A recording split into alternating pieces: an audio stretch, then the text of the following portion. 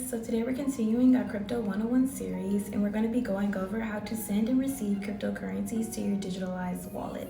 Now, I wanted to do this video because I feel like you really need to know the facts and the tedious things about sending and receiving cryptocurrencies so that you know that you're doing it right. You don't send it to the wrong place because you'll never be able to get it back. And then also to spot out a scam. You know, do your research. Don't just be sending it to wherever somebody tells you to or just an address that you see online. So we're gonna hop right into it, but welcome back to Getting Digital with Deja. Go Tigers.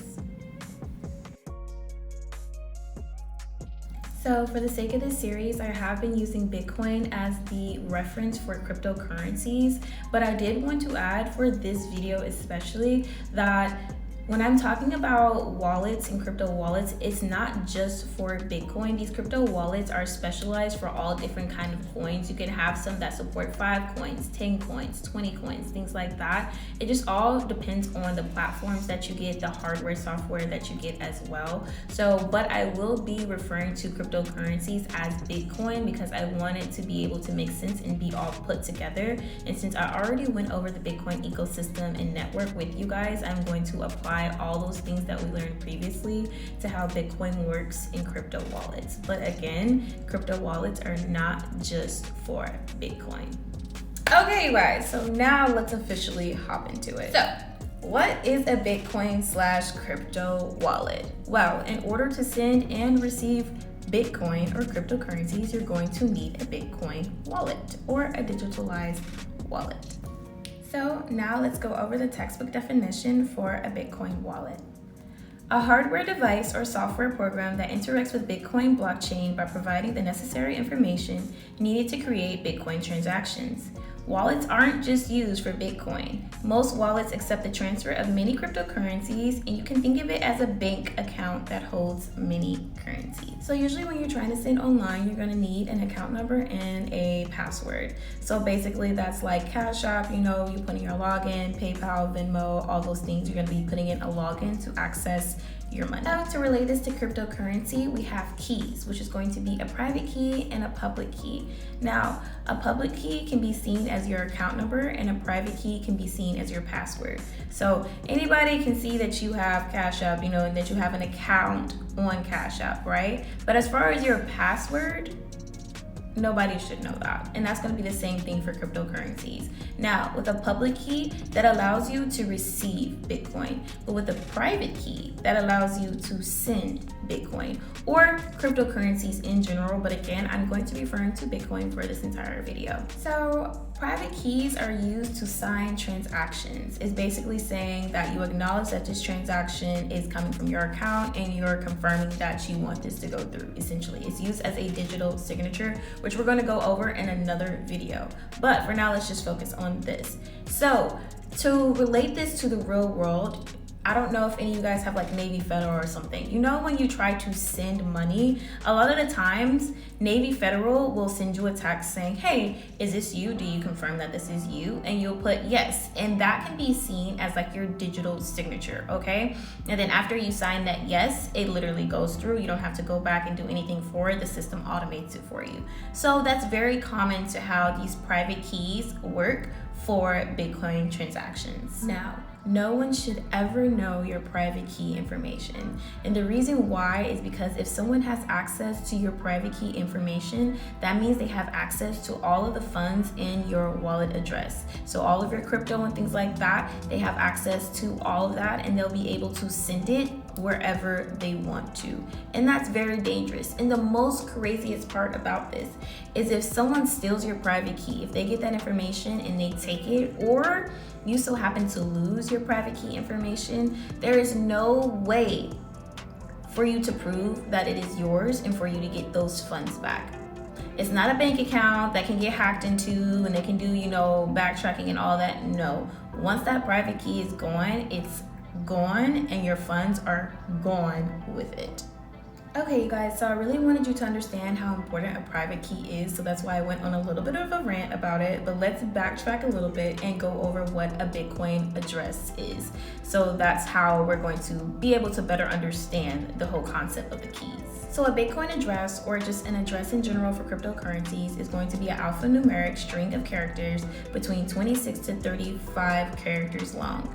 Now, for Bitcoin specifically, it's going to start with the numbers 1 or 3, or the letters BC, or it can also just be a QR code.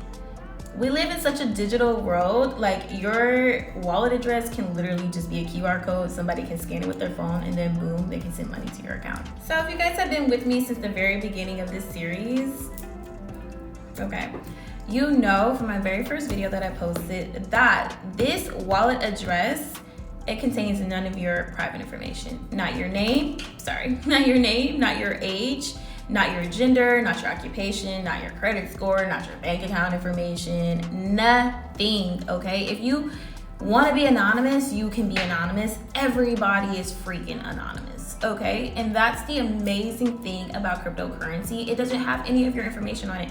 But that's also the scary thing about cryptocurrencies.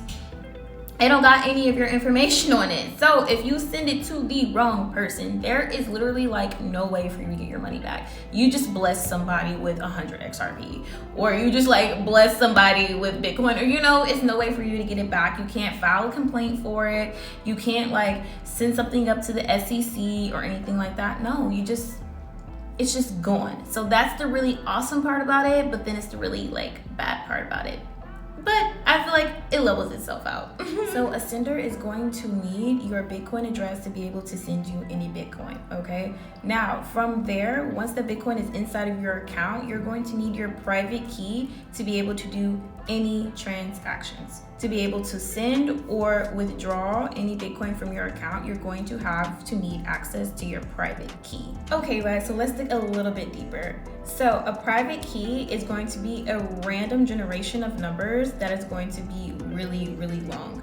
But the software is going to shorten it into a hexadecimal format to where it's going to represent 16 digits. Now, that shortened format is going to be used to create your public key. So your public key is literally generated from your private key. But let me tell you this, it's a one-way function. So when you have your public key, there's no way that you can use that information to figure out your private key. So it's just like a hash function. So you guys, I really hope you've been listening to these videos in order so that everything makes sense. If you haven't, stop what you're doing and go listen to my video about hashing. So it's the same thing in this concept, okay? So with the hash function, you put something into the hash function and it will generate something for you, but it will be completely different for every single person. And then on top of that, you can't use the generated portion to figure out what you put in before that.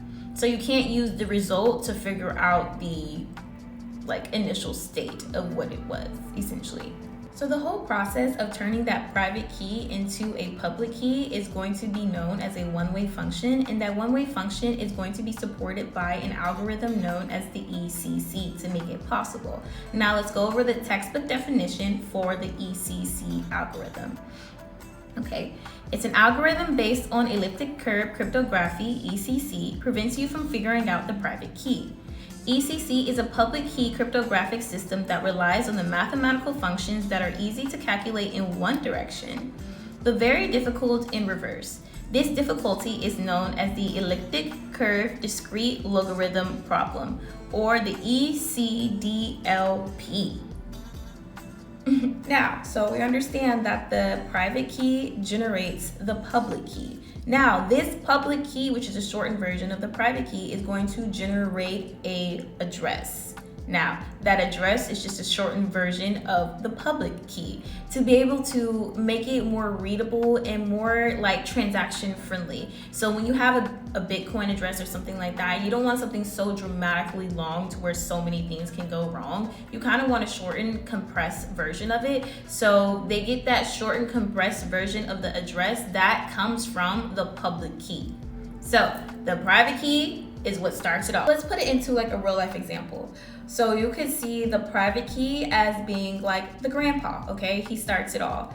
Now, from the grandpa, he's going to produce his son, right? Which is going to be known as the public key.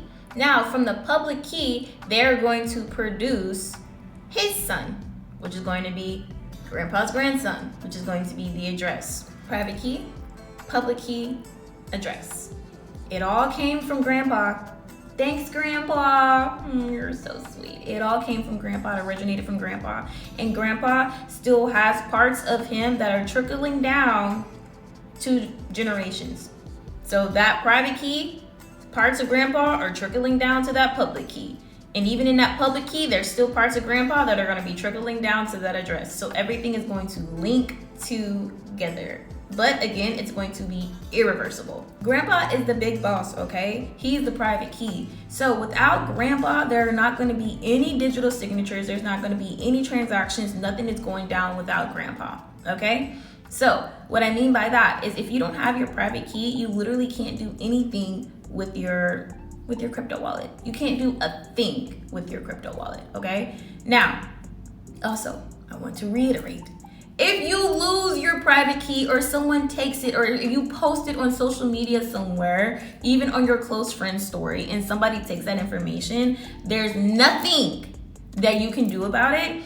Even if you can technically show that they took it from you, how are you going to prove that it was yours when it's an anonymous system?